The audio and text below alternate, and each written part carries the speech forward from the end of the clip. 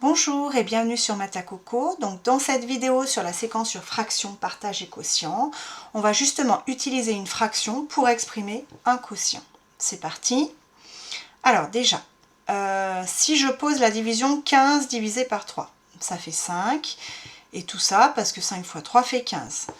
Donc 5, on dit que c'est le quotient de 15 par 3. De même, 32 divisé par 4 fait 8, parce que 8 fois 4 fait 32, donc 8 c'est le quotient de 32 par 4. 10 divisé par 4 ça fait 2,5, car 2,5 fois 4 fait 10, et 2,5 est donc le quotient de 10 par 4. Alors maintenant, si je prends dans un cas général avec des lettres, A divisé par B, donc ici j'obtiens le quotient de A par B, et donc le quotient de A par B multiplié par B donne A. Conclusion, j'obtiens la définition du quotient suivante, soit A et B deux nombres entiers, avec B différent de 0, le quotient de A par B est le nombre qui multiplié par B donne A.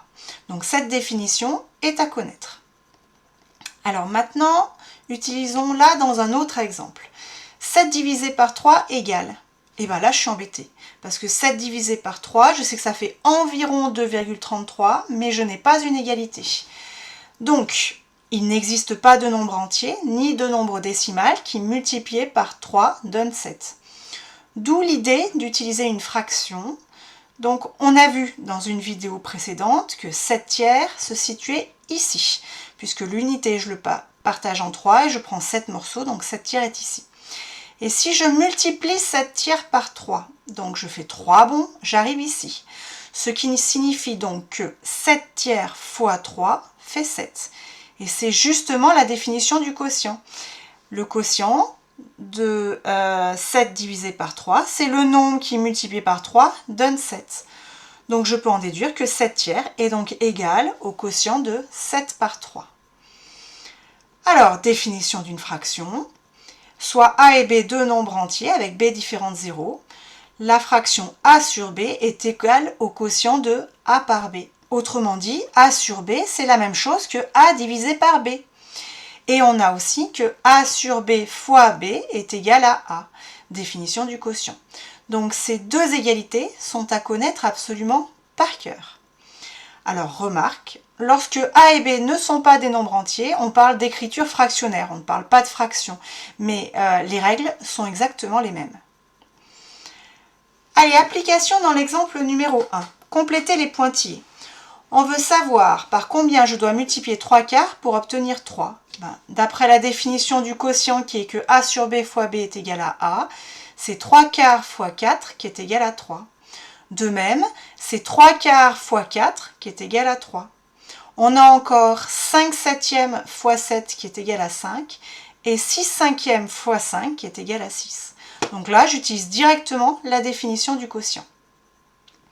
On continue avec exemple 2. Donner, si possible, l'écriture décimale des fractions suivantes. Alors, je sais qu'une fraction, c'est un quotient. Donc 8 divisé par 8, ça fait 1. 8 sur 2, c'est la même chose que 8 divisé par 2, donc ça fait 4. 21 sur 3, c'est la même chose que 21 divisé par 3, ça fait 7. 10 sur 4, c'est la même chose que 10 divisé par 4, ça fait 2,5. 1 demi, c'est la même chose que 1 divisé par 2, donc ça fait 0,5. 1 tiers, c'est la même chose que 1 divisé par 3, mais là, je ne peux avoir qu'une valeur approchée. Ça fait environ 0,33. 1 quart, c'est 1 divisé par 4 qui est égal à 0,25. 3 demi, c'est 3 divisé par 2 qui fait 1,5. 2 tiers, donc de même que pour 1 tiers, donc c'est 2 divisé par 3, et ça fait environ 0,66. 4 cinquièmes, c'est 4 divisé par 5 qui fait 0,8. Et enfin, 10 sur 4, c'est 10 divisé par 4 qui fait 2,5. Voilà. Donc ces fractions sont très courantes, il faut les connaître. Alors, toutes les fractions, donc on remarque que toutes ces fractions n'ont pas forcément d'écriture décimale si la division ne s'arrête pas. C'était le cas pour 1 tiers, pour 2 tiers. Et deuxième remarque, c'est que si le numérateur A est plus petit que le dénominateur B, alors A sur B va être plus petite que 1. Et si A est plus grand que B, alors A sur B va être plus grand que 1.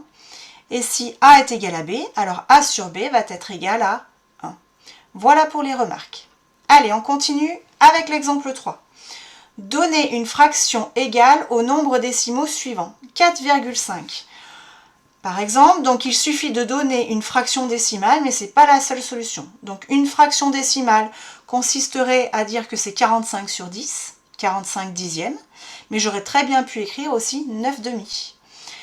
83, c'est 83 sur 1. 2,35, c'est 235 centièmes, donc 235 sur 100. Et 0,350, c'est 350 millièmes, donc 350 sur 1000. Mais je rappelle, ce ne sont pas les seules solutions. Et dernier exemple, on veut comparer des fractions. Par exemple, je veux comparer la fraction 12 sur 5 et la fraction 7 sur 2.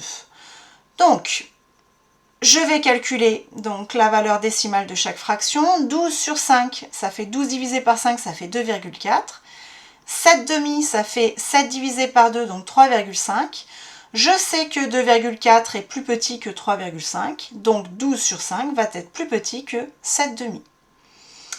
Et autre genre de question, on peut vous demander de ranger dans l'ordre croissant les nombres suivants. Donc vous avez la fraction 12 quarts, 8 demi, 2 cinquièmes, 4 cinquièmes, 18 quarts et 1. Alors je sais déjà quelles sont les fractions qui sont plus petites que 1. On va avoir 2 cinquièmes et 4 cinquièmes, puisque le numérateur est plus petit que le dénominateur. Et celles qui sont plus grandes que 1, on a 12 quarts, on a 8 demi et on a 18 quarts, puisque pour celle-ci, le numérateur est supérieur au dénominateur. Alors c'est parti, je vais calculer donc la valeur décimale de chaque fraction. 12 quarts, 12 divisé par 4, ça fait 3. 8 demi, ça fait 8 divisé par 2 qui fait 4. 12 sur 5, ça fait 2 sur 5, ça fait 2 divisé par 5 qui fait 0,4. 4 sur 5, ça fait 0,8. Et 18 quarts, ça fait 4,5. On a donc que 2 cinquièmes est plus petit que 4 cinquièmes, qui est plus petit que 1, qui est plus petit que 12 quarts, qui est plus petit que 8 demi, et qui est enfin plus petit que 18 quarts. Et voilà, c'est terminé pour cette vidéo.